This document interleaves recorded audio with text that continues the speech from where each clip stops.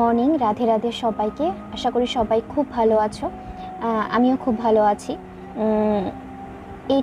এই যে ব্লগটা আমি যে পুজো দিচ্ছি বা এই ব্লগটা হচ্ছে তোমার বৃহস্পতিবারে, ঠিক আছে? তো কিন্তু আমি তোমাদের সাথে শনিবার ভয়েসটা দিচ্ছি আর শনিবারই ভিডিওটা পোস্ট করছি।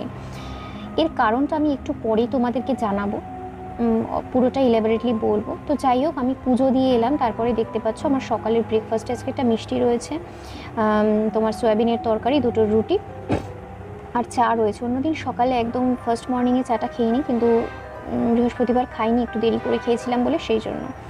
তো এই ব্লগটা তো তোমাদেরকে বললাম যেটা বৃহস্পতিবারের। শুক্রবার দিনকার আমি কোনো রকম ভিডিও শ্যুট করতে পারিনি, শুক্রবার আমি বাড়িতে ছিলাম না। আর শনিবার দিনকার ভিডিওটা পোস্ট করছি বৃহস্পতিবারে, নয়তো ওটা তো পেন্ডিং থেকে যেত। তো আমি এডিট ফেডিটগুলো সমস্ত কিছু তোমার বৃহস্পতিবারই করে রেখেছিলাম, ঠিক আছে? কিন্তু ভিডিওটা পোস্ট হয়নি, আর ভেবেছিলাম যে শুক্রবারই করব, কিন্তু হয়নি, সেটা শনিবার গিয়ে করতে হচ্ছে। এর পেছনে একটা বড় কারণ রয়েছে। কারণটা হচ্ছে যে আমার ভ্লগ যারা আগেও দেখেছো তারা জানবে যে আমি যে বৌদির বাড়ি গিয়েছিলাম, যে বৌদিকে নিয়ে ভিডিও পোস্ট করেছিলাম, সেই বৌদির ধরনেও আমার একমাত্র সঙ্গী, যার সাথে আমি সব রকম সময় কাটাই, সব রকম কথাবার্তা বলি। তোমাদের সাথে আগেও শেয়ার করেছিলাম, মানে বেস্ট ফ্রেন্ড বলতে পারো, বৌদি বলতে পারো, অন্তরঙ্গ ফ্রেন্ড বলতে পারো, যাই বলো না কেন। তো একদিন কথা না হলেও মনটা একটু খুঁতখুত করে তার সাথে।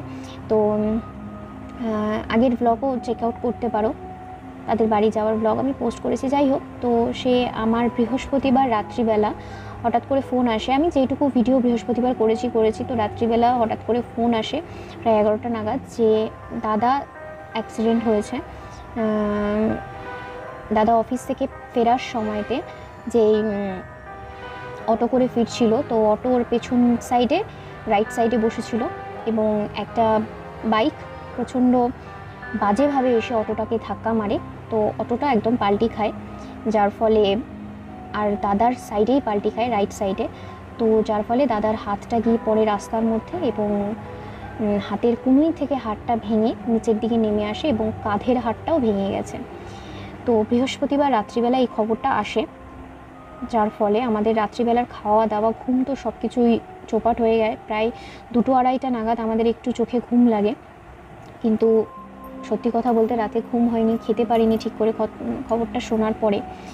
তো শুক্রবার দিনকারই আমি মানে মিস্টার গাঙ্গুলি বেরিয়ে গিয়েছিলাম একদম সকাল সকাল, আর অনেকটাই দূর, একটু সোনারপুরের ওই সাইডে পড়ে।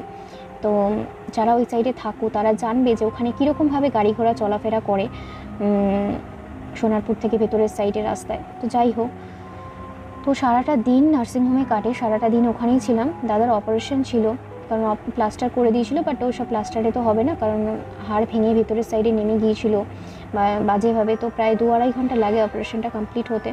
তো যাই হোক, অপারেশনটা সাকসেসফুল হয়েছে, ঠিক আছে। কিন্তু আজকে মানে স্যাটারডে আমি খোঁজ নিয়েছি বৌদির থেকে, প্রচণ্ড ব্যথা, প্রচণ্ড কষ্ট পাচ্ছে। তো শুক্রবার দিনটা, পুরো দিনটাই কিন্তু নার্সিংহোমে কেটেছে আমার আর দেবার্থ।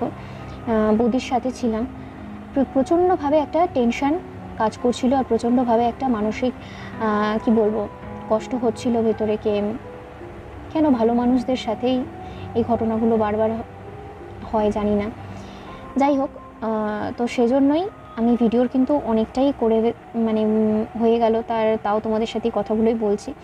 তো যাই হোক, ভিডিও সম্পর্কে কয়েকটা কথা বলে নিই। দেখলে আমি লাল শাক ভাজলাম, উচ্ছে বেগুন দিয়ে ভাজা করলাম। এখানে রয়েছে তোমার ফ্যাসা মাছের ঝাল করছি। আর ভিডিও শুরুতেই দেখেছো যে কুমড়ো আলু লাউ শাক দিয়ে একটা চচ্চড়ি মতো করেছি। অনেক কটা ফ্যাসা মাছ এনেছিল, তো ফ্যাসা মাছগুলোকে ভাজছিলাম। আর তারপরে কিন্তু ফ্যাসা মাছের চচ্চড়ি করছিলাম।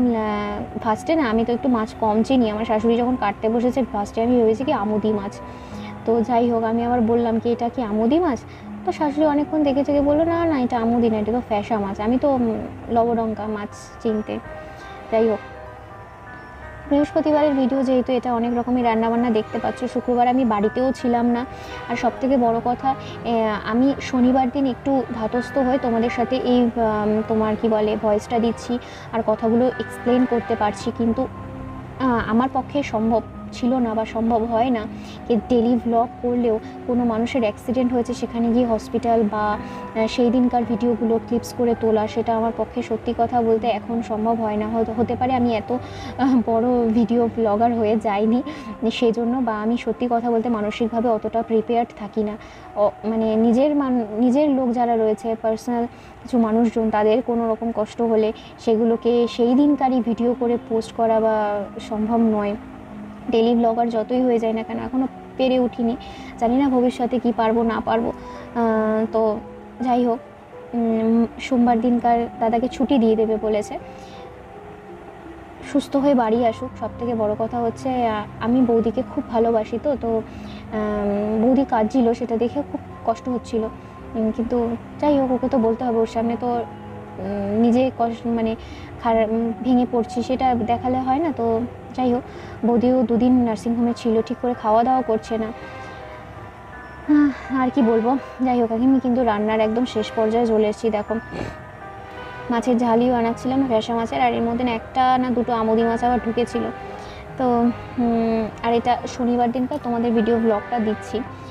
আর একটা কথা, সেটা হচ্ছে ফেসবুক সম্পর্কে একটু বলতে চাই। ফেসবুকে ঐশ্বরিয়া পাল নামেই আমার পেজটা দেওয়া রয়েছে, ঠিক আছে? তোমরা খুঁজলে পেয়ে যাবে পেজ। আমার একটা পার্সোনাল অ্যাকাউন্ট রয়েছে, সেটাও ঐশ্বরিয়া পাল নামে, সেটা নয়। তো ঐশ্বরিয়া পাল নামে একটা পেজ রয়েছে, আর সেখানে হাংরি ফুডলার্সেরও কিন্তু লিঙ্ক দেওয়া রয়েছে। চ্যানেল ডেসক্রিপশন, মানে পেজের লিঙ্ক ডেসক্রিপশনে রয়েছে। দেখো, আজকে আবার লিপস্টিক পরে সাজুগুজু করে এসেছি, বিষয়টা তা না, শর্ট শ্যুট করছিলাম সেই জন্যই লিপস্টিক পরা রয়েছে। আর বিশেষ কিছু সাজনি, মুখের মধ্যে একটুখানি জাস্ট ওই কম্প্যাক্ট একটু পাউডার লাগিয়েছি, ব্যাস, আর লিপস্টিকটা পরেছি, আর একটা ইয়াররিং পরেছিলাম, সেটাকে খুলে দিয়েছি। এখন শুধু মুখটাকে একটু ধুয়ে নেব, ব্যাস। আমার অনেক দিন ধরে না মুখের মধ্যে সেই তোমাদের সাথে আগে ব্লগে শেয়ার করতাম না যে আইস বরফ লাগাতাম মুখে, আইস রোলার তো কেনা হয়নি, অনেকবার তোমাদেরকে বলেছিলাম কিনবো, কিন্তু কিনতে পারিনি। যতবার ভাবি কিনবো ততবারই ভুলে যাই। আইস রোলার ছাড়া বরফটা লাগানো খুব প্রবলেমেটিক, সেই জন্যই মাঝখানে লাগানো হচ্ছে না।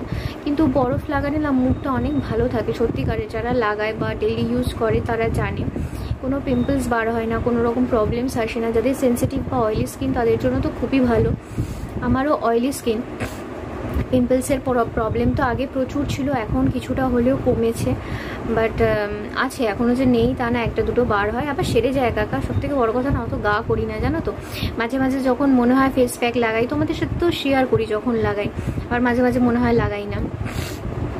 ইনফ্যাক্ট বলা হয় তো যেদিনকার মেকআপ করবে সেদিনকার ভালো করে মুখে একটু বরফ লাগানো উচিত, মেকআপটা তাহলে ভালো করে বসে। করি ওসব, আর ভালো লাগে না। আমি কোনোদিনই খুব একটা, মানে এখন তো তাও ব্লগ করি বলে, তোমাদের সাথে শেয়ার করি বলে কিছু কিছু জিনিস করার চেষ্টা করি, বাট আগে যখন এই স্কুল কলেজ লাইফ ছিল, স্কুল লাইফে তো কিছু করতাম না, কলেজ লাইফেও কিছু করতাম না মুখের জন্য। মানে বিশ্বাস করবে না, আমি হয়তো পার্লারে ফেসিয়াল আমি একবার করেছি, আর বিয়ের আগে একবার ফেসিয়াল করেছি, এই হচ্ছে লাইফে 2বার আমার ফেসিয়াল করা। স্পা আমি একবারই করেছি পার্লারে গিয়ে।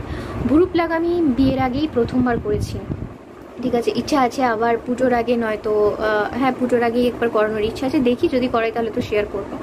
নয়তো রূপচর্চা, পার্লার যাওয়া এগুলো এত করি না। সব থেকে বড়ো কথা, পার্লারে গিয়ে ফার্স্ট আমি 2বার চুল কেটেছিলাম। আমার চুলটা অনেকটা বড়, তো সেই জন্য কেটেছিলাম না, অনেকটা নষ্ট হয়ে গেছিলো জানো না, মানে অনেকটা বেশি কেটে ফেলেছিল, নষ্ট হয়ে গেছিলো। তো সেই জন্য মা খুব বকাবকি করেছিল। তারপর থেকে চেষ্টা করি আমার নিচের চুলটা নিজে কেটে নেওয়ার, আর সামনে না নিয়ে এসে লেয়ারের মতো ওরা কীভাবে লেয়ার কাটতে একটু দেখতাম, সেটাই একা এক্সপেরিমেন্ট করতাম, লেয়ারের মতো চলে আসতো। যাই হোক, বাড়িতেই করতাম সেগুলো, পার্লারে গিয়ে করতাম না, ভরসাটা পেতাম না সেই জন্য। তো যাই হোক, কত কি বকছি দেখো রূপচর্চা নিয়ে, যেন আমি একটা রূপচর্চার চ্যানেল খুলেছি, সেরকম নয়।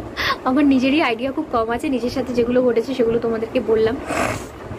তো চলো, ব্লগটা আজকে এখানেই শেষ করছি।